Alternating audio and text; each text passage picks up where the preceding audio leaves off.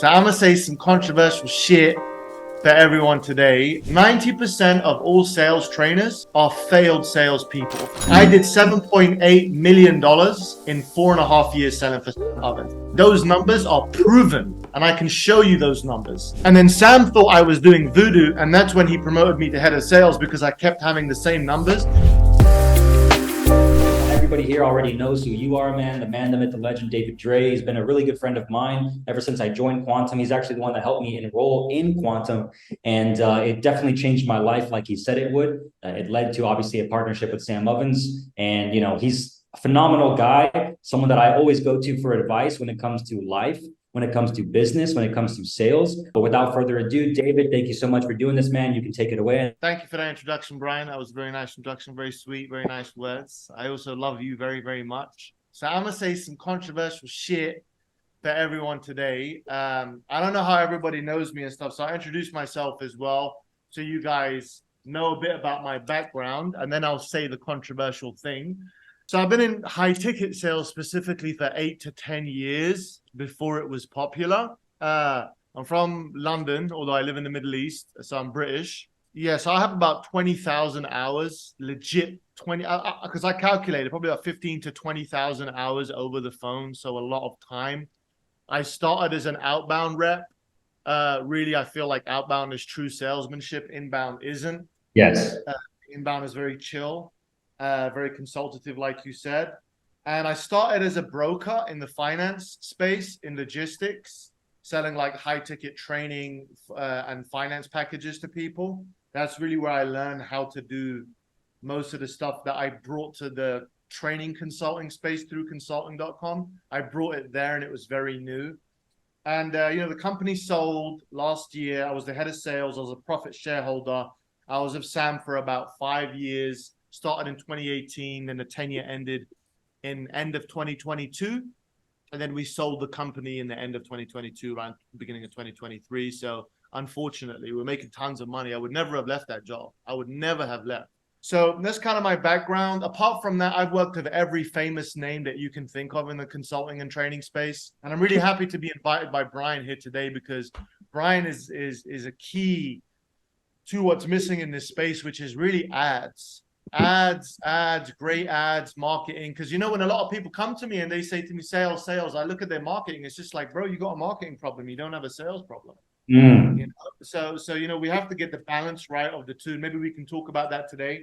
But the reason I feel like the sales training space is so shitty, because I've seen everybody come out of sales training programs, no names. Okay. By the way, there are some great guys in the space. I'm not going to shit on all of them.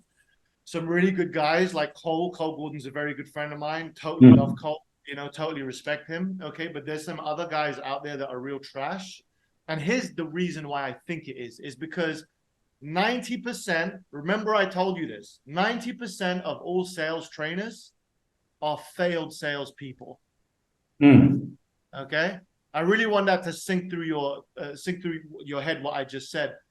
They're not very good at selling for other people, but they're good at selling their own shit, their own bullshit.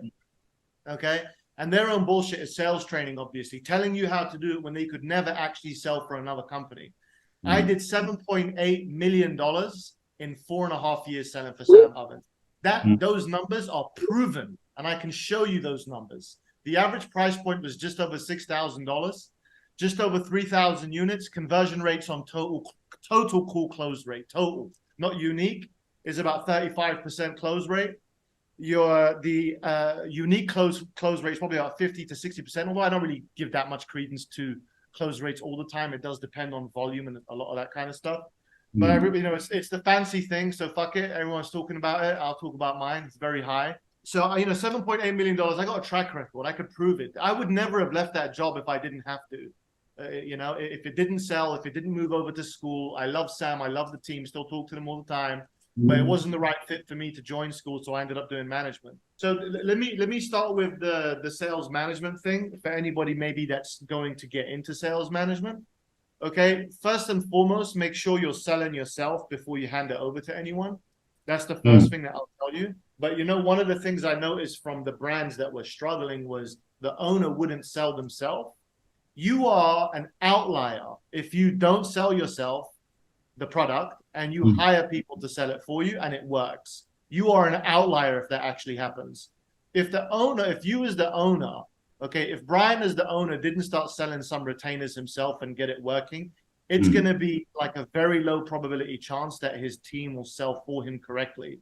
Okay. So maybe this is a discussion a little bit about leadership, but really it's like you need to understand who your perfect avatar is, what the, how they close, why they close. But then there's a caveat to this as well. Okay. You have to close first in order to train your salespeople, in order to know what your salespeople need, in order to understand what mistakes, to motivate them, to make them feel very, very, confident. But there's also a caveat to this. Your salespeople are also not you. Remember that. And remember, I told you that. I used to say to everyone, oh my God, you're the best sales. I'm like, bro, Sam Ovens would fart on a microphone and he would still close more deals than me. Because he's Sam Ovens. He's the man, So remember, nobody can also be you. Make sure you sell first, but understand that they will never close at the ratio that you will close. They will never close. I mean, I broke Sam Ovens' record. Okay, if Sam ever sees this, he probably won't. But not trying to outdo you, bro. But I broke his record at about 500K cash, new cash, in a single month. Okay, but that was these things are like irregularities when that stuff kind of happens. Doesn't happen every month. But I could still never be as good as him. It's like when I see these YouTubers. How many of you have a YouTube and you have a brand on YouTube? Yeah. If somebody comes on the phone with you, they're always going to close with you, man. Yeah. They love you. They love your stuff. And so when you hire sales reps, don't expect them to be the same. You got to show them how to be the best that they can be. So yes, jump on the phone, learn how to sell it yourself so that you can lead your team by example. Let's go. Cheers, David. Nice to meet you, man. Fellow person from the UK over here. Nice. SOPs and agendas for reviewing sales team calls was what I stuck into school. I'd be very interested to see I've got a limited amount of times. We help people win more clients using organic content on LinkedIn. So we show them how to build an offer, how to market it, how to generate leads, how to close. But I've got people selling that offer for me now who are past clients. So they know the product inside out. The vibe is high. But I want to effectively and efficiently use my time to be able to score their calls potentially. Yeah. So reviewing calls is the highest value activity, and it's also the most time consuming activity for a sales manager. So it's a great question. That's the major thing that I do is sales reviews and calls with my teams. So SOP for that is number one is I always do the call review live with the salesman. I never do it alone in my own time because I want to show them what they're doing wrong. And I also want them to listen to themselves as well. So that's the first thing I do. In terms of scoring, personally, I don't score anything. I just tell them this is fucking terrible. This is really, really bad. Like, what are you doing? Maybe I should create like a scoring sheet for that. But generally, I just record the call and I make sure that they have a folder for all the trainings because it's proprietary training material. After we're done, they have to watch the call and the breakdown 2 times. But going back to the call reviews, 1 call a week. Unless they're a high performer, it's 1 every 2 weeks. Record the call, make sure they're with you on the call. Be honest with them. You don't have to listen to the whole thing. You'll quickly see what the problem is, usually in the first 5 minutes. All sales calls are mishandled in the first 5 minutes. They're not mishandled at the close. It's in the beginning they usually fuck up. Okay, like 80% of the time is that problem. Make sure that they listen to the call twice and they bookmark all of your trainings and they listen to it 2 times. That's pretty much how I handle that. Thanks, man. That's gold. Appreciate it, brother. Well, I mean, I'll just carry on the hiring thing, man. The hiring is it's just, I get all of my salespeople and the executives I work with, I get them to watch The Last Dance on Netflix because I want to drill it into their heads. How important it is to have the all-star. I remember there was one guy at the mastermind, I think it was my good friend Ryan Matthews.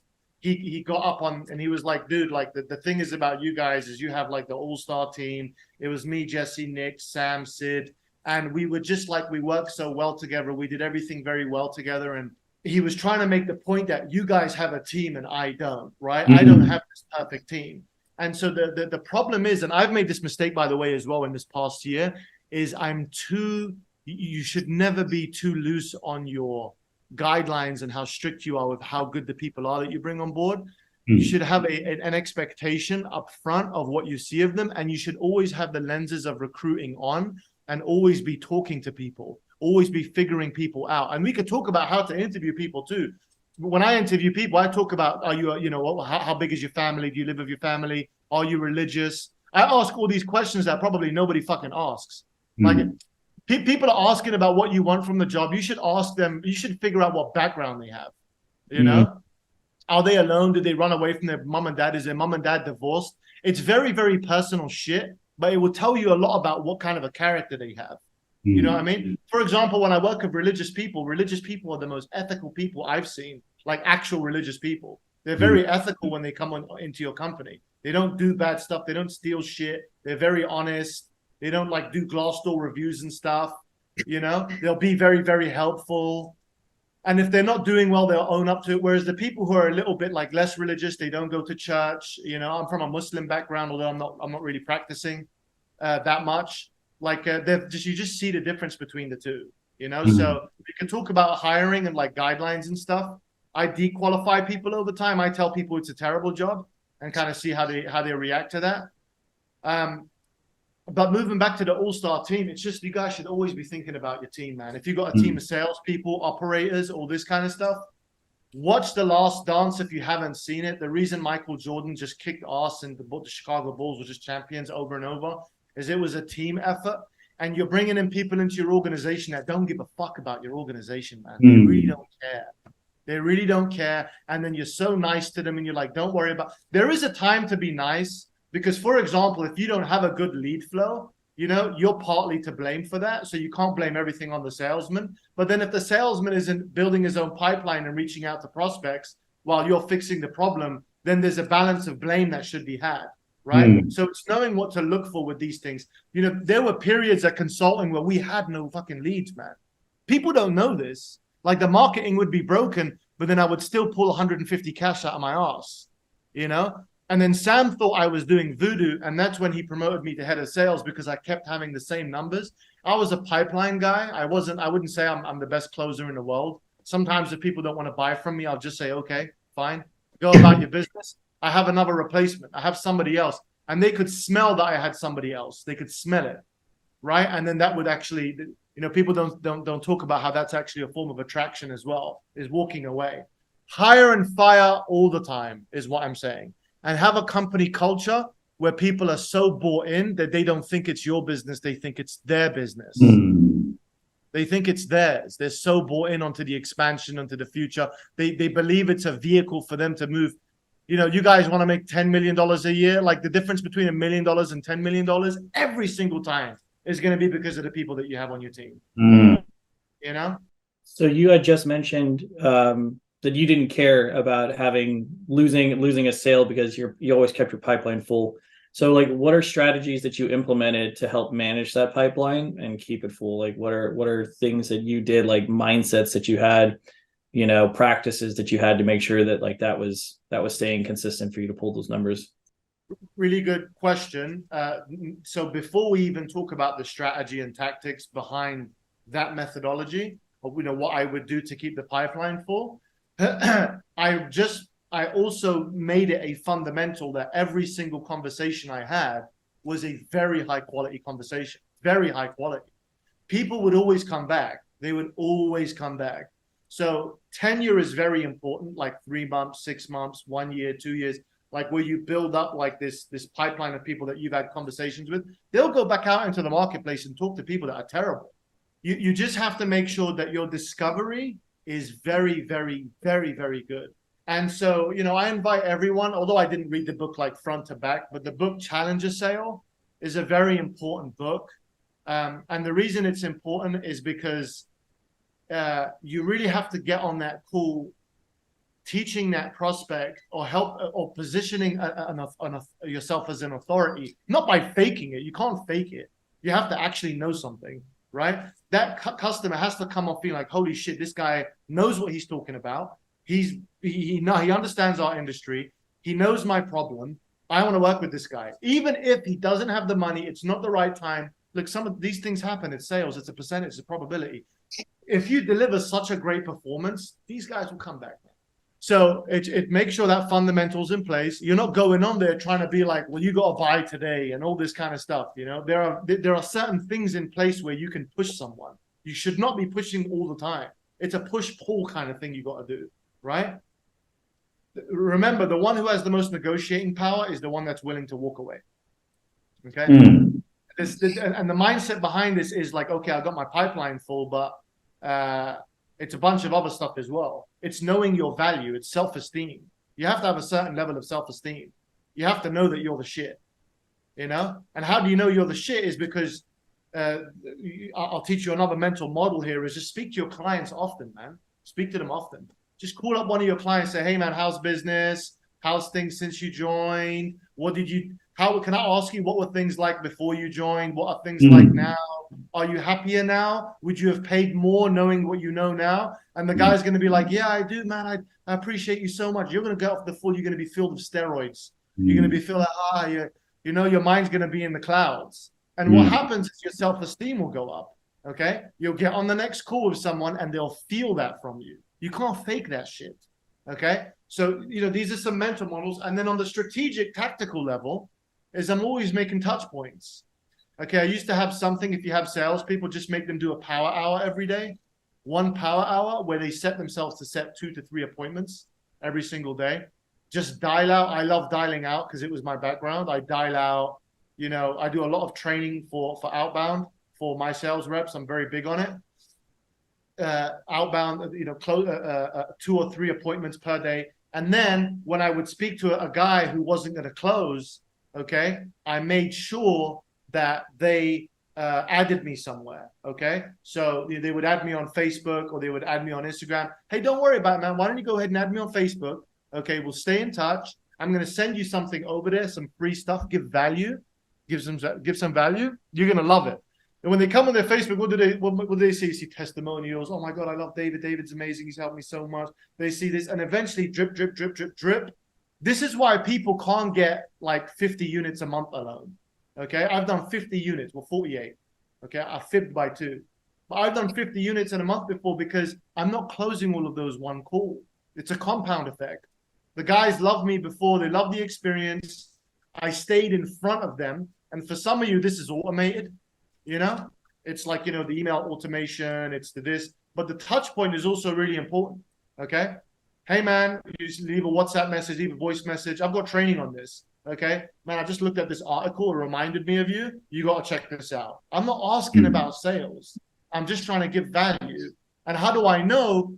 I never really used a CRM back in the day, although now I do recommend, obviously, you have a CRM. I would just go backwards on my calendar and I would color code it, right? I would know who didn't close. I would look at the name, like, I remember this guy from a month ago. I remember that guy. Let me go into the thing. I look at the notes and I shoot him an email, I shoot him a text, I like video messages and thingy messages, make sure they're value orientated. And because because the thingy was so good, the communication the first time, they're happy to speak with me, man. You want people to be happy to pick up your phone calls. Nobody's happy to speak to a fucking amateur salesman. Nobody's happy to speak to someone who's like, you got to do it today or the world's going to end or blah, blah, blah. You know, like no one wants to talk to that guy. Women want to speak to the cool guy that doesn't need them. Okay? Like, and there's a lot of like, you know, we could talk about the similarities between dating and sales. They're almost exactly the same. Almost exactly the same. So you want to hold some value and self-esteem. So I hope that answers your question, Lloyd. Have a strategy, do some outbound, go back on your old leads, but make sure the fundamental of the conversation was good. And make sure you understand tenure. This stuff takes time, takes a month, 2 months. I always like to tell my salespeople, if you close a deal from a lead from 6 months ago, okay, it's still commission on your income statement for the year to date. It's still money on the year to date for the company. Okay, it's still in part of the annual income statement, you know. So I tried to put this through their fucking head because it's this short-term gratification that salespeople have. We recently did an analysis. Okay, let me just say this. We did an analysis on like leads and where they come from in context of what closes. And Chris is probably going to be familiar with this.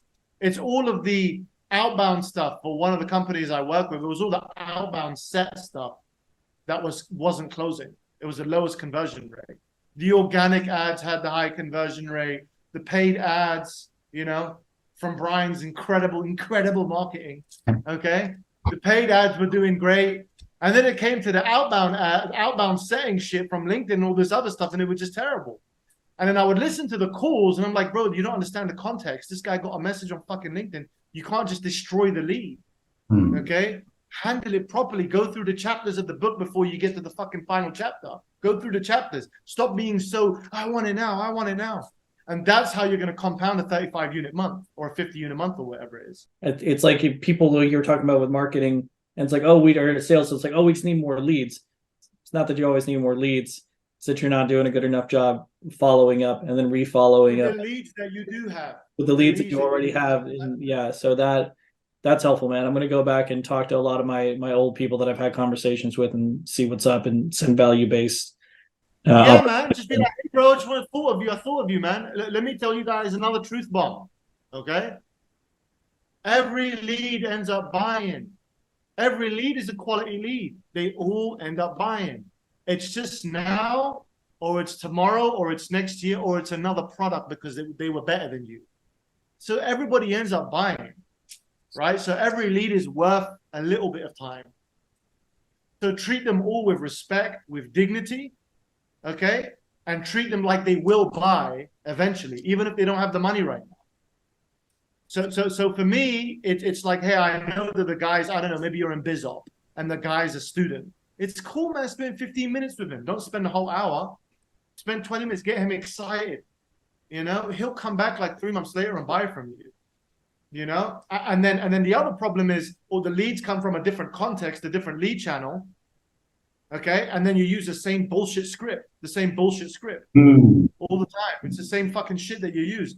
And that's how I know, by the way. I'll tell you a few ways I know someone's not a good salesperson. One of them is they do a cookie cutter approach because they don't know how to qualify properly. Every lead is like, so tell me about your business, And then who knows this question? And how would that affect and change your life? Can you tell me what would that do for your life? When I hear that question, I want to fucking kill the person I'm listening to. I'm like, why the fuck would you ask him such a childish question? The guy runs a $50,000 a month agency or company or whatever it is. You can't talk to people like that who are professionals. They'll spit on you. You know what I mean? It's like, so they don't think about who they're talking to, And that's why if you look at my WeTube, if anybody bought WeTube, if you look at my module on there, before consulting went sold, the whole thing was about understanding the buyer's journey. In marketing, they teach buyer's awareness level and the funnel, and then the brand awareness, and then they go through, then they schedule the call, and then right at the bottom of the funnel, they buy. It's actually the same process for a salesperson, although this is not taught. When you qualify someone, you're supposed to be figuring this shit out. You're supposed to be figuring out, oh, he has brand awareness or he doesn't. He's bought a course in the past or he hasn't. He's been ripped off in the past or he hasn't. All of these things take into account, but those things aren't on your scripts. Okay, I'm gonna make a video one day where I'm burning a script. We should do an ad together, Brian. If I start scaling my shit out, I'll do an ad where I'm burning a script and say, "This is why you suck." And then the other reason that salespeople, the other way that you can tell if your salespeople are shit. Okay, remember I told you this. Remember, ask your salesperson to make a commitment in the beginning of the week. Who do you have in a pipeline that's going to close? If they say 2 or 3 and they close 0 or 1, you know that they live in fantasy land. They live in fantasy. They are shit. They're being lied to and they believe the lies by the prospects. Okay. Whenever I go talk to Jesse Clark, he'll tell you. Whenever I said I was going to close a deal, or my top sales guys in my organizations, when my top sales guys say to me, I'm bringing 3 in this week, they bring 3 or they bring 4. They know what's happening in their pipeline. They know what's going on. Yeah, what you said, David, is so huge. You said you got to understand the buyer's journey. When you're qualifying someone, you're trying to understand where they came in and how familiar they are with the brand. Because then the way you customize the pitch or the sales call is totally different, which is huge. I think, like you said, the cookie cutter thing is so key there. I just wanted to make that note. Yeah, let's say somebody comes in Brian's funnel and he doesn't know anything about ads. There's no point in Brian talking about his setup and we're going to do this for you. That guy needs to understand how this whole fucking thing works. You need to show him, well, we do this, and then the ad cost works like this, and then over time we retarget, and then the ad costs come down. You should expect this much ROI, and that's how ads work. That's still going to take you about 3 calls to get this guy on board. But you need to explain how this whole. But the guy comes in, he's seen it all. He's seen it all. He's done everything. Then you're going to say to this guy, you're going to say, okay, well, what happened? Why didn't it work before? And he's going to say to you, oh, well, I don't know. Well, tell me what the guy did. And the guy's going to explain to you. And you're going to say, why did you do it this way? Okay. And he's going to say to you, because that's what that company said. Okay. And then you're going to ask him, well, what do you think is the problem? You need to understand what they think the problem is. Yep. You see, some of you don't even ask that question. Why do you think it's happening? Okay. Never go to the end. This is why I say most calls are fucked up in the beginning. They're not fucked up at the end. You don't ask them you don't find out what's going on, like tick, tick, tick. You don't find out what's going on in their head. And because you don't know, they bring that baggage to the close and they don't tell you about it. It becomes a hidden objection. And the guy in the back of his head, he's like, man, you know what, man, Brian's telling me the same shit the other company said. You know? But they didn't tell you they were speaking to another company. There was because you didn't ask. Did you put that into the system, the sales awareness? Because it's very hard to train salespeople based on like this feeling of awareness. And you said you train them on like on like once a week call live breakdown. Is there other training that you do? Like how do you ramp a salesperson up really quickly? I figure out very early if it's going to be too much work, and then I just get rid of someone. It sounds a bit cold-hearted, but I've learned that from the hard way. That you just have to do that. Because if you're spending too much time with someone, they need babysitting all the time. That's not the kind of people I want on my team. And I learned this the hard way because at consulting, we were all like, top tier. We didn't need any coaching. Like they were just, I don't know how, it just was like magic. Like I didn't need that much coaching. Nick didn't need that much coaching. Even though I coached Nick, he didn't need that much, right? We just did our own thing. And by the way, the brand wasn't the reason. If any of you in the back of your mind, you're saying the brand was so good. Okay, we fired salespeople at consulting. So it's not like the brand was that good. Some people just weren't it, So getting back to my point, Julian, I find out very quick because the salespeople that you should hire should be very mature, very grown up, and shouldn't need so much time. Okay. And if they do, then they're a bad fit, usually. Okay. So move on very fast, get the right people, give people a lot of time in the initial stage, maybe for the first month. But then after that, if you see it's just like, oh my God, David, I don't know how. It's like it's just like, come on, man. Like be a man. No disrespect to women if there's any women on the call, but be a man. You know what I'm saying? Handle your fucking shit. There's a certain level of grit and balls you have to have in this game. Like if you always needed me to hold your hand, it's like you're not about it. So what do I do in the initial stage, Julian? Okay, I hope this doesn't get stolen because everybody steals each other's shit in this business. But I do something called reality role play. Okay, reality role play is a technique that I developed because role playing is not a very good way to role play or train. And the reason it's not good is because role play is based on 2 things. Number one, it's an avatar that you made up in your head. So let's say I role play with Brian. Brian has to play a character. So it's not really realistic. And then second of all, the reason role play isn't that great, unless you're cold calling. Cold call role play is really good. I like cold call role play. But for everything else in consulting, it's not. The other reason it's not good is because most role play is focused on the close when it should be focused on qualifying. Because most people are bad at qualifying, not closing. You shouldn't ABC. Who knows ABC?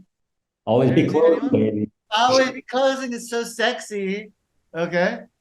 It's always be qualifying. A guy who worked on Wall Street, who's 50 years old plus, really incredible sales guy, Darren Lucia. My favorite sales guy is people nobody heard of. But Wall Street guy was making like 80 grand a month in the fucking 80s. Like this guy was a bad boy. Yeah. cold calls to like high net worth individuals. He was like, David, it's always be qualifying. And like, I was like, damn, man, he's right. You know? So are you trying to ask the right questions? So the prospect is selling himself on the idea of continuing with you on the next step of the sales process, or selling himself on the idea of doing, buying your product, or at least in being interested in what you have to tell him, like what you have to show him, right? So again, it does depend on the context. Brian's context is he was familiar with Sam Ovens. He heard of some people. I think he had some friends that had been through the mastermind. So the context of that is, how come you haven't joined already? Let's go. Like, I don't need to waste no time. But let's say someone comes through, LinkedIn, which is what Chris does. I'm gonna be like, I'm gonna ask some different questions. Probably, I'm like, hey man, have you ever had somebody reach out to you and get you on a phone call before from LinkedIn? Have you ever heard of LinkedIn Organic before? Okay, I might want to do some more discovery. So the questions are really based on the context of the person or the lead or the source. And the things I'm trying to find out are why they would buy and why they wouldn't buy. So everything is framed around that.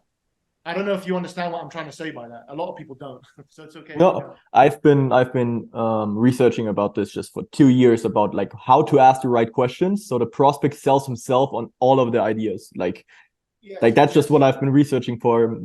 Like, because there are questions, like if you ask them, they change the whole conversation in the sale. Yeah. Absolutely. Let me expound on what Julian said. Okay, what Julian said is he's been looking for it for 2 years. I was looking for it for 5 years, bro. There is no information about discovery and qualifying online. There's nothing. No sales trainer teaches it. None. And if they teach it, they teach it so badly. It is the core of a great salesman is the ability to ask. The key was the right questions, right? Some people don't even know what the right questions are. People ask irrelevant questions. They ask too many questions. They don't get answers to their questions. Sometimes you ask, you don't even get an answer. You just go on. It is very difficult to find good stuff about that stuff, man. Very difficult. So a very popular book was Spin Selling, but spin selling I read wouldn't that. be relevant. Yeah, it wouldn't be relevant to someone who's an organic lead on YouTube. So how can you see this benefiting you? Yeah, I've been on your YouTube for a year, bro. I know how you'd benefit me. Just take my money. Do you know what I'm saying? Like, is it? So I would. Challenger sale is much more modern. That's why I kind of pointed it out. The reason I point out challenger sale is because we are at a stage in history for salespeople where it is more difficult for you than ever, because customers are more informed, customers are being ripped off more often, customers have access to the internet, they have access to information. Back in the day, a salesman used to use information as a weapon, right? To keep stuff from prospects. And they would use that to assist them in the sale.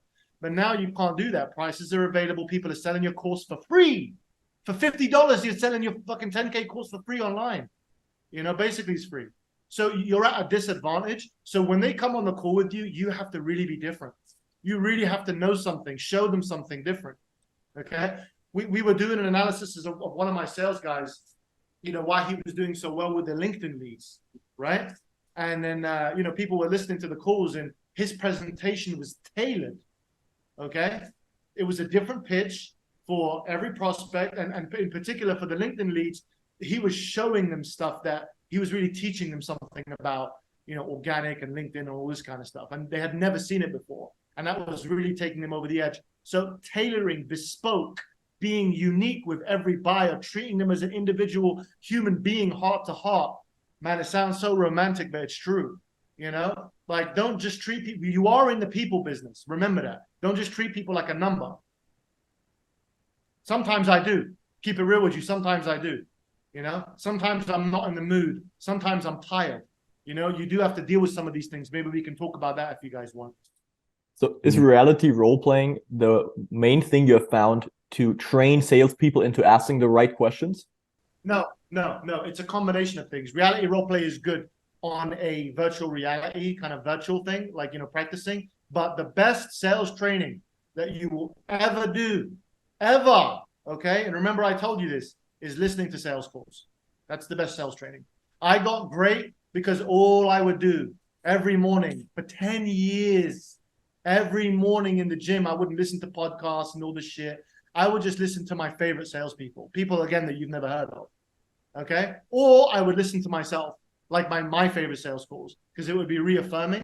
And then every day I was again, and then it would program my brain to like say these things and know what I was saying. You know, you get really good when you understand why you're asking the thing that you do. You're really bad when you don't understand why you're asking it. Who are the top salespeople you would recommend?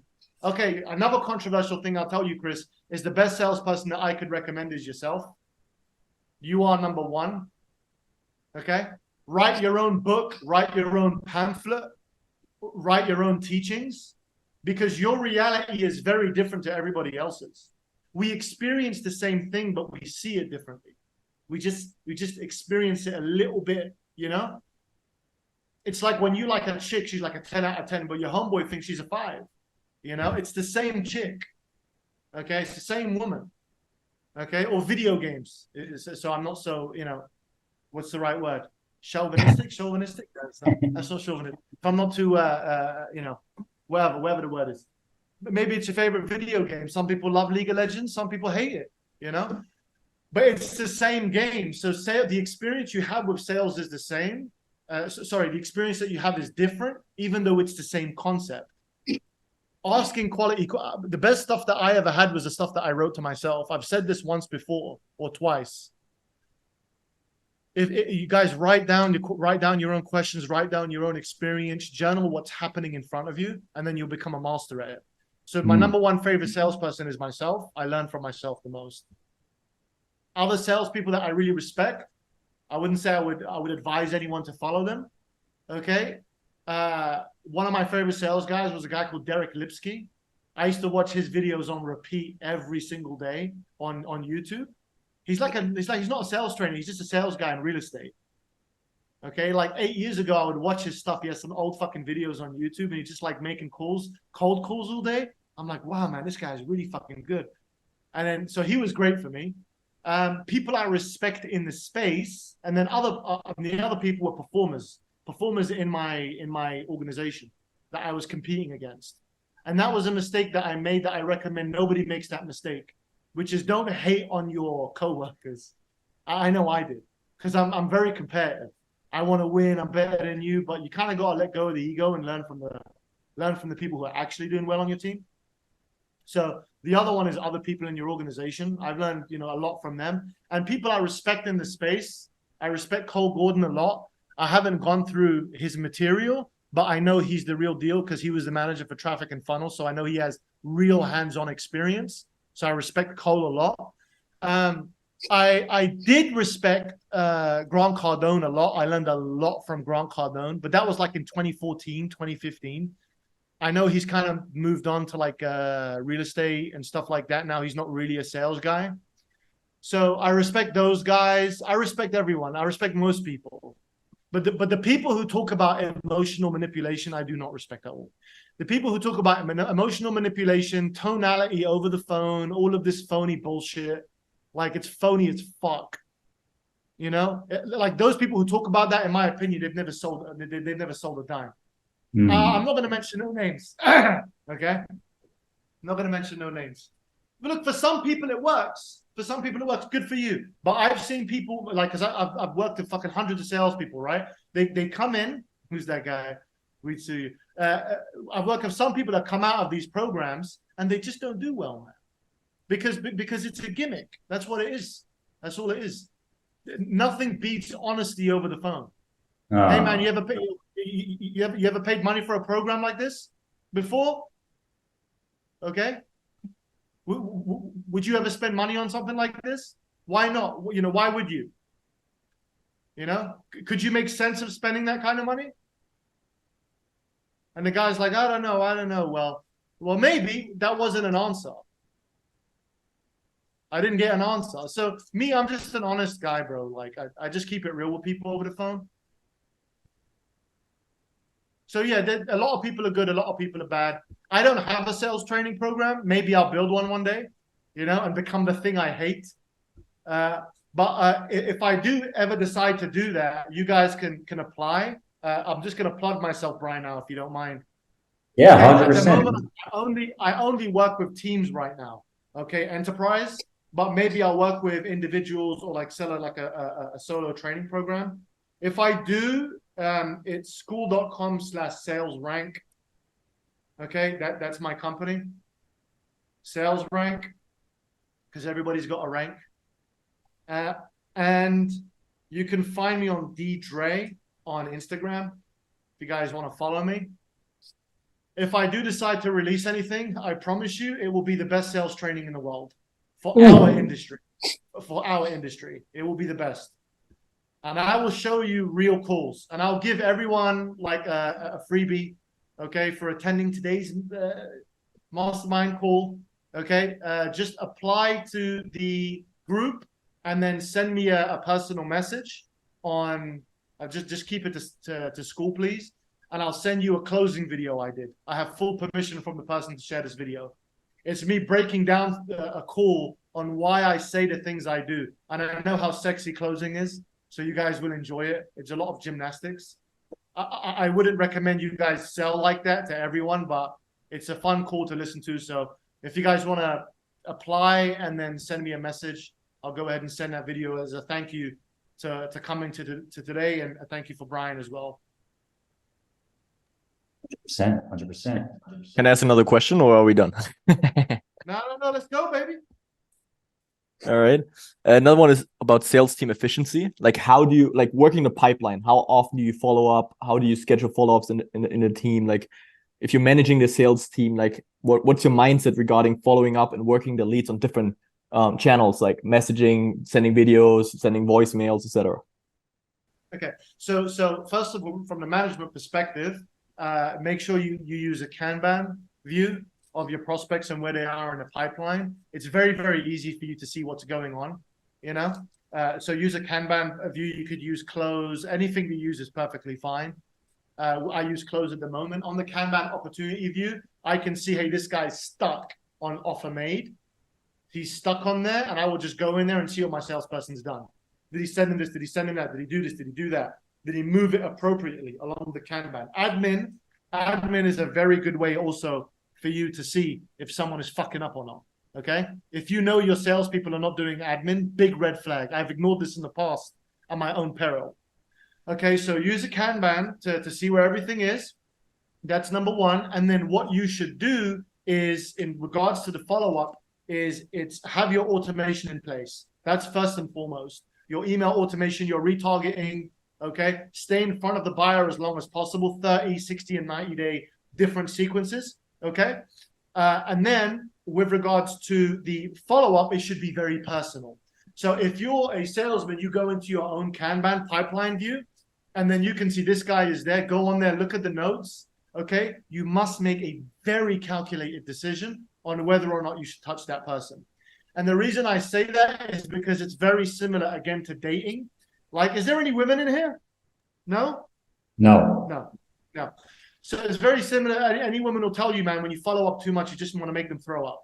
Okay? So there's a very delicate balance on that. So take a calculated decision. This guy hasn't been followed up for 30 days, for example, or 14 days, and then create a personal message. There is no sequence. I'll tell you right now, if anyone tells you a salesman's perfect sequence for getting a person back into the pipeline, it's just bullshit, man. Okay?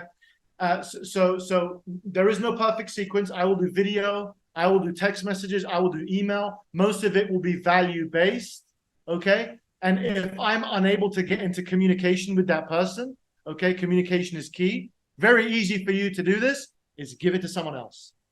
Very simple. Give it to another sales guy and get that sales guy to dial up that lead, because sometimes people just don't like you. I've said this multiple times before. They just don't like you. I always like to say I'm a great guy. I'm nice. Maybe I'm too loud sometimes. I'm very respectful and professional. I try to be, but some people just don't like David. So I'll give it to Brian, for example, to call up the lead because they want to hear a new voice. They want to hear a new person, and they will open up to that person. So you should have, so on my team, maybe we could talk about this. I have interns, I have setters, I have outbound, I have closers, and I have sales leaders. These are the 5 types of people I usually have on my team. Okay? If a closer loses the lead, okay, after 30 days or 45 days usually, it no longer belongs to him, okay? It will either drop to an intern or an outbound guy. An intern is someone that has to prove themselves, that doesn't get paid anything. He'll dial them up and reset the appointment for another closer. If it's an outbound guy, that's usually someone who's graduated. They've graduated from intern to setter to outbound guy. Outbound means end to end. If he's graduated, then he'll try to close it for himself. So we're trying to make use of everything that we get. A closer is honestly, like I know I told you guys like a power hour, but if a guy's a super duper closer and he's closing at 35%, he don't need to do no outbound, man. He needs to do presentations. He needs to do deals all day long. I would never get Chris, Julian, Tian, Lloyd. If you guys can close, I would never tell you to do outbound unless you needed to, right? That should be given to an intern who really loves your company, that wants to prove themselves, to dial out that lead and reset the appointment or close it for themselves. Okay, so I have a demotion structure. I have a promotion and demotion structure. I don't get rid of people. I keep people and I demote them. That's why it's called sales rank. Okay. What are the 5 types again, David? Sorry, man. Interns, setters, outbound closers, and... Yeah, so an intern is someone who doesn't have any experience. Okay, he wants to prove himself. He gets a pool of old leads, never gets new leads. Like let's say you have 20,000 leads. He's a good pool, and he has a target to hit 5 sales in a month for 3 months in a row. Okay? Once he does that, and he's sending the leads to the top closers. Once he does that and he proves himself, he moves up to setter. A setter gets new opt-ins or new leads to set for the closer. He must get 10 sales a month, 3 months in a row to prove himself to become an outbound rep. An outbound rep, and never promote people at the same time, by the way, because you'll screw up the flow. Okay, promote them one at a time. Okay? The outbound rep, end to end, sets for himself a new opt-in and closes for himself. Okay? He must get 5 sales in 1 month or more between him and another rep. So I make 2 of them compete at the same time. Okay? So if 2 of them compete and one of them gets 7, one of them gets 5, he stays as a setter. The outbound guy moves to closer. A closer has to stay with me for 24 months before I give him leadership. And leadership means he controls the team. And he gets a different pay structure. That's number 5. Okay? So that's closer, and then it's sales leader. Now, before all of you start asking me about percentages, and you guys want to have a military structure, man. Military. Salespeople are military people. They're sports people. They are not, this is not a fucking like fairy tale bullshit. This is a hierarchy of commander, general, okay, Navy SEALs unit, okay, medics, like they're all part of a unit and they're all supporting the team. Okay, you can do it as forward, midfield, defense. You can do all that kind of analogy. I like to look at it as military because I love discipline. Discipline's very important. So you guys want to have this attitude when you do this, and you want to have demotion and promotion, and you want to be very strict and adhere to a culture of performance. And you as a leader must be ready to deliver for those people. So before you start asking me about pay structure, it's different for every company. It's different for every company. And the reason I say that is your account statements are very different from each other. Some of you have more organic. You can have more money to give the guys. Some of you have more ad spend. You have less money to give the guys. It's very different. I would say make a pay structure that makes sense for the rep and makes sense for you, and also adds value to the rep so that he can go upwards in his career. Make sure you give them a ladder to climb. Otherwise, they'll leave you. You don't want these. At my peak, I was making $75,000 in commission a month. I was the top 1% of all 1% salespeople in the world. I loved it. I'd never wanted to leave. Sam, why did you do this to me? Okay. But I stayed because Sam rewarded me. Reward your people, man. Have competitions. Turn this thing into a game. Like weekly or monthly bonuses, or like individual bonuses for high performance KPIs being met. Again, I know you guys are going to hate this, man. I'm very bespoke with my advice. That's why when I do executive coaching, it's very much about what works for you. Okay, I see a lot of blanket coaching. I never used to do that. Okay, it was always different for everyone. But let's say, for example, your lead flow is banging. Okay, as we say in Britain, we say it's banging. Chris knows what I'm saying, right, Chris? If it's real good and your lead flow is like, let's say you've got 500 surveys a month between 3 salespeople, let's say, training is banging. Okay, you have five. Let's say you have 600 surveys. You have 600 surveys a month. Okay, you cancel and no show at 50%. That's 100 unique calls, or let's say 80 unique calls per rep at 3 reps. Okay, you can create a commission structure of monthly increments. So let's say, for example, at 80 calls, unique calls per month, unique calls, you have to hit 25 sales that month. Next month, your commission goes from 10% to 12.5% for the entire month. Next month, you do the same thing again, another 25 units, another 25. The third month, you go up to 15%, and you keep it there if you keep hitting the 25, okay? You lose a 25, it goes right back down to 10%. You lose all of it. You start right back from the mid. I want my salespeople running. You know what I'm saying? I want them fighting for that money, okay? And then you can have bonuses on top of that. Now, let's say you don't have that many applications. I have this with one of my teams right now. Marketing's a bit of a problem. This shit happens. I would have a monthly sliding scale. A monthly sliding scale is they have to hit 50K, then they'll hit 12.5%. Then they hit 100K, and then they get their 15% after that, anything above that. So it's very bespoke. Or maybe, you just want to do like a monthly like you can have top dog competitions. I call it the Clutch Master competition. Final week of the month, sales are a little bit average. Clutch Master, I'm gonna give you $3,000 if you hit 6 sales. Okay, but to qualify, you have to not be drawing with someone, otherwise you split the top prize. Third prize gets a who knows where this is from. Third prize gets a set of steak knives. Who knows where that's from? Yeah. I do cigars. I give cigars to my people because I love cigars. So, second prize is 1,500, first prize 3,000. Make it up as you, who cares? Just make sure you're profitable. That's why I can't give you tailored advice. You might not be able to afford it. I know people struggle financially sometimes, in the business, it's up and down. You want to make sure it's profitable. Don't be greedy.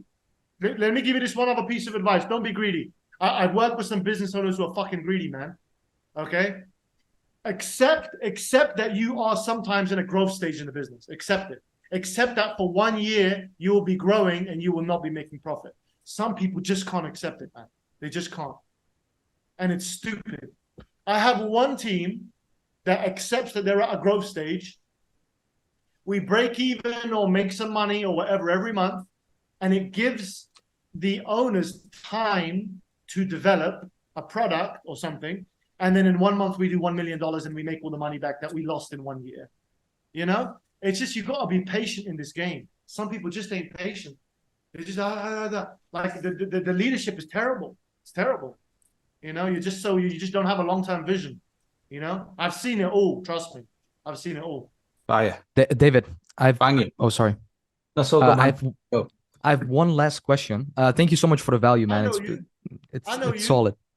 Yeah, man, we spoke like a year and a half ago or a year ago. Yeah, because you were in the program back in the day. Yeah. WeTube as well, and all the good stuff, man. All the good stuff. So thanks as well for that, man. Good to see you. Yeah, man. So I have a question. I have a setter and I have a full-time closer. He had a couple of questions. So one question that he had is, he says, like, people always have interest, but they don't always have budget, right? So we're in the B2C market in the Netherlands. So what he sometimes does is he books in a second call with them.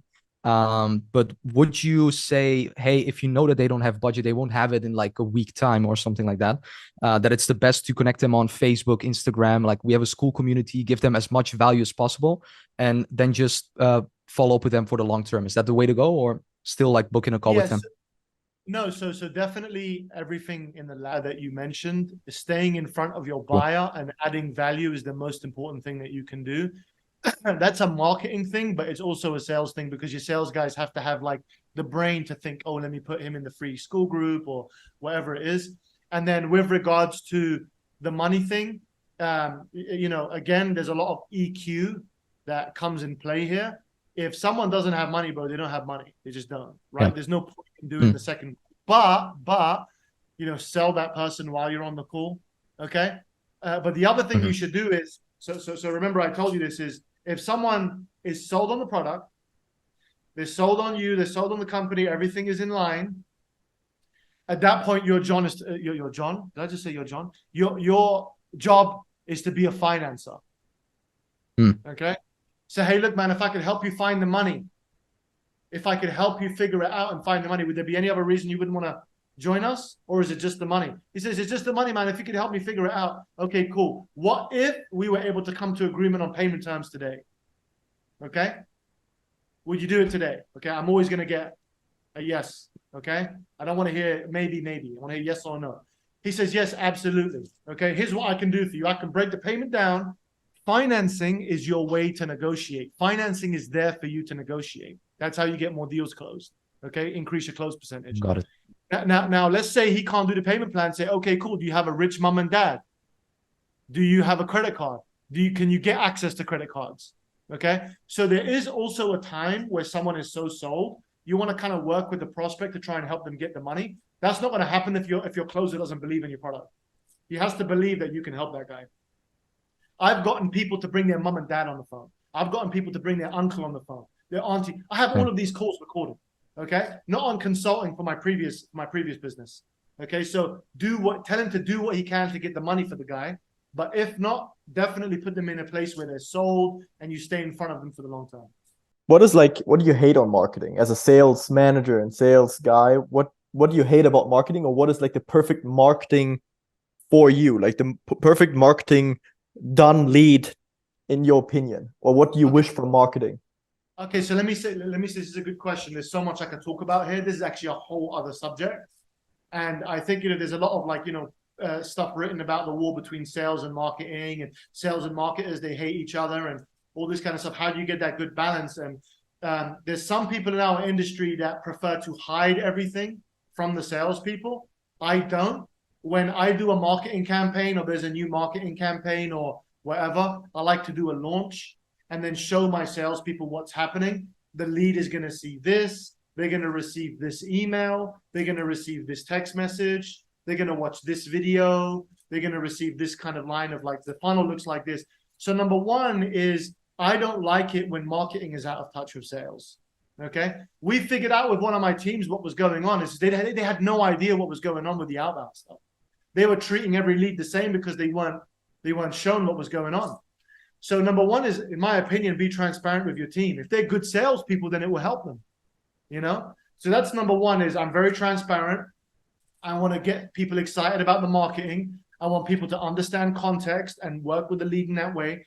The other thing I don't like about marketing, a little bit broad there, but the context is just like, what do you wish yourself that marketing would do, so that you have a better, easier job, or like it's easier for you to then close or manage the sales team, whatever, like or close the leads, whatever, right? Okay, so like superstar salespeople, like Superman, like real fucking Superman. There are not that many of them. I'll just keep it real. Like, there's not that many. So because that's the reality, you want to make the salesperson's job easier, but just not too easy, right? So the job of the marketer is really to put that customer through the buyer's journey as far down the line as possible without causing too much friction so that there's not enough volume. So it's striking this perfect balance between volume and quality. That's really what it is. So when there's too much volume, it's just the only way you got that much volume, bro, let's just keep it real, is you said on the messaging, it was like, you're going to get it for free. It's going to be easy. Get a job with us. It's not even about a job. Have you ever seen that shit happen before? Where they're like advertising a job and it's not a job, it's a fucking, you have to pay for it. And the person thinks they're getting money. So like, bring that down, balance it a little bit more. Okay. Have some friction where it's like, there's a VSL funnel that they have to watch, or there's like a process that they have to go through to qualify themselves. At consulting, we had so many, it was easy for us because by the time we released WeTube, we were making people pay for applications. We were making people pay to speak to us. You can't, not everybody can do that. Okay. But that's a layer of friction that makes my job easier. Okay. But think about where you are in the business. How big is your brand? Are you at the right stage for this much friction? Can my salespeople handle adversity? Okay. Like, if you give me a LinkedIn lead, I know how to lead. I know how to deal with it. Okay. If average Joe who's been in sales for 1 year, bro, it's just not going to happen, man. Like sales takes a long time to figure out, it takes experience, it takes hours. So striking a good balance, okay, with friction and volume is very key. And then being very transparent with the salespeople, don't hide it from them. There was one organization I was with that used to hide what was a Facebook lead and what was a Google lead. And I understand like the logic behind it. The logic is you don't want to mess with the internal psychology of the salesperson, and you want to get them to treat every lead the same. That's like a fucking like a domesticated cow, it's like a milking. It's just you want someone that knows how to handle these things, that isn't affected by the information. Okay, I hope that answers your question. Anything else is I don't like cheesy marketing. That's just a personal preference. That's pretty much it. So when a lead goes through like some email marketing, a VSL funnel, or whatever, and the salesperson says that the lead is too cold, even though he has a problem, you fire him probably, right? Like then you don't accept that. No, I won't accept that. No. All right. If he's too cold, then learn how to deal with a fucking cold lead. I said to my team the other day, I said, being a great salesman is understanding how to deal with every single opportunity that comes your way. That's what makes you good. That's what builds the pipeline and compounds the deals. Would you recommend I think somebody else already said it before, like adding like a step as a demo, or like having people like when they're too cold, and as a setter you realize the lead is too cold, that you tell them like, okay, watch this first and then we'll talk later, a couple of days, whatever. Is that what you strategically would recommend as well, that the team does that when the leads are too cold? Great question. There's a few caveats to this. The answer is yes and no. So my first answer is you must have a process. Okay. So it's not like, okay, you come on the call, let's follow up after you watch this, get back in touch with me, right? It's got to be like, okay, the person is at this part of the buyer's journey. I'm going to move them to this next part. I'm going to get a micro commitment from them that they will watch the content, that they will watch what I send them, and I will verbally ask them, okay, will they make a financial decision if we can help you solve these problems? Okay. So I'm very direct on those calls. Okay, so the answer is yes and no. You got to warm them up. So if your marketing didn't do the job, you got to see it like your sales guy is now the marketer, right? He has to become the funnel, right? So it's like, absolutely, totally understand. Here's what we're going to do. I don't feel like you've seen enough information to really do business with us. I think it would be unfair to make you any kind of offer or explain what we do. I think you should take the time to consume some visual information. Okay, and see all the stuff that you want to know, so you can figure out if this is a good fit for you or not. The guy's going to be like, oh my God, thank you so much for giving me the space, blah, blah, blah. Let me ask you something. What we usually do is we book a second call where we talk, okay, if it's a good fit, blah, blah, blah. The guy's going to say, okay, great. Before we do that, when is it that you want to move forward with someone? When do you actually want to work with someone to help you solve all these problems that you just mentioned? You can list them. He's going to say right away or next month or whatever. Doesn't matter what they say. It's just good reconnaissance for you. They say, okay, great. And would you make a financial investment to solve that problem? Okay. So now he's going to say yes and yes. You've set the tone. You've set the tone for the second call. Studies from MIT show that there's a 90% chance that person will close if they show up to that second call. Okay. Because of the way you set the stage. So yes, act as a marketer, personalize an email filled with information, micro commitment. They must view it. They must answer those questions, and they must understand that second call is about doing a deal. What would you say? And I know don't go into too much detail because I know you could probably riff on this for like 3 hours, and then we'll miss breakfast as well. But top level structure of a successful one call close from your consulting days. Could you break that down? I mean, I think I've got mine nailed, but I just want to hear your point of view, please, man. Identifying that the buyer is down like 60% of the journey. That's number one. And then asking for the sale. Looking for buying signals early on. Not talking past the close. Brian, why don't you talk about our one call close for $36,000? Why don't you talk about that? Yeah, just explain it at a high level. Yeah. Yeah, because really this is what it boils down to, Chris. It's knowing who the person is. It's not really a structure. It's understanding what's happening in front of you, sort of thing. Well, when I was going through the sales process for consulting.com for Quantum, I was already, you know, it was easy for me to make a decision, and honestly for David to handle it the way he did, because I had already heard of and known about Sam Ovens for a few years, right? And this was, I was originally thinking about joining Up Level actually 3 years prior, and I actually booked a call with David 3 years prior than our next call, right? I didn't know that. And I didn't know that. yeah, I canceled it. I backed out. And so I had the up level call scheduled with David, and then I canceled that, and then he was following up with me trying to get me back on the call, but I wasn't at a point in my life where I was ready to fully commit to adspend.com. So that's why I didn't want to basically waste his time either, because I just wasn't ready to commit. And so I knew if I got on the call, he could probably sell me on it because I was sellable, but I didn't want to get on the call. Long story short, 3 years later, Sam drops that video on YouTube, the I'm Back one, and immediately I watch it, and he talks about YouTube ads, right? And I'm like, okay, this is now relevant to me because that's exactly what we do. And so I booked a call to join Quantum because Sam in that video is marketing the mastermind, Quantum. And so I'm like, okay, I got to see and how I can join this mastermind. If I learn one thing, it'll be worth the investment probably. And so then I booked a call. It sends me to David, luckily. And then I get on the call with David, and I mean, it was just so smooth. It was so casual. He didn't. I just knew everything. Like I knew that he was familiar. I knew he was this, and then I just asked for the sale. Like I can't express it any more differently than that. Like in terms of structure, somebody here was talking about EQ. They were talking about emotional intelligence. It's the decision that you make when you just hear and that the person is already ready. Yeah. He's not window shopping. He's got friends that have done it. He's known about our brand. He's looked into our programs in the past. He's either going to do it on today's call or he's not. Yeah. So I'm just going to be like, hey, do you want to do the deal? Yeah.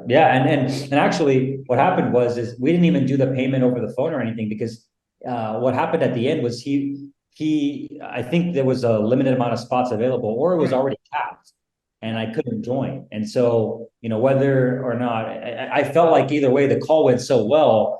And basically he said, I'll get back to you and talk to Sam and the boys and see if we can obviously squeeze something in if you're really serious about doing it. And that was all true as well, Brian. That was all true.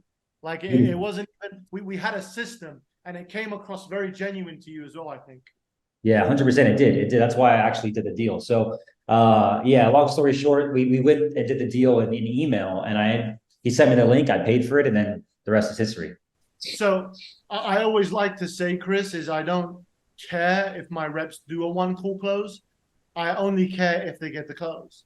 So however many calls it takes you to get the close, as long as it's within a structure and you're not deluding yourself, I don't care if it's a 1 call, 2 call, or 3 call. I really don't care. If it's a 1 call close, it's great. But I've listened to calls with my reps where it was a 1 call close because the guy's saying, yeah, man, I've been watching XYZ's content, and you should just ask to how come you haven't joined already. Instead, they go into the full presentation. It's like, the fuck you doing, man? It's like, you can talk someone out of it as well. So I think my perfect structure is your ability to listen. Listen, ask the right questions, look for a buying signal, and then go straight to it, or decide early on that it's not a deal and you're going to move it along a pipeline. Sick. Hell yeah. David, thank you so much for doing this, bro. I appreciate you. I know the boys had an amazing time here, and it was amazing. Obviously, the recording will be posted inside the community, and I'll send it to you as well, David. Thank you for doing it again, dude. And man, fuck yeah, dude. This was sick. Absolutely. Thank you so much, Brian. Where can they find you again, bro? They tell them to join the school group. Tell them to follow you, bro. So just stay in touch, D-Dre on Instagram. And anyone need any help, man, just hit me up. And by the way, I'll send you that video, that closing call if you want, if you just apply to the group as well. So much respect. Thank you so much, Brian. And thank you, everybody, for listening today. Thanks, brother. Appreciate it, man. Cheers, man. You guys. See you guys next week. Peace. Thank you so much.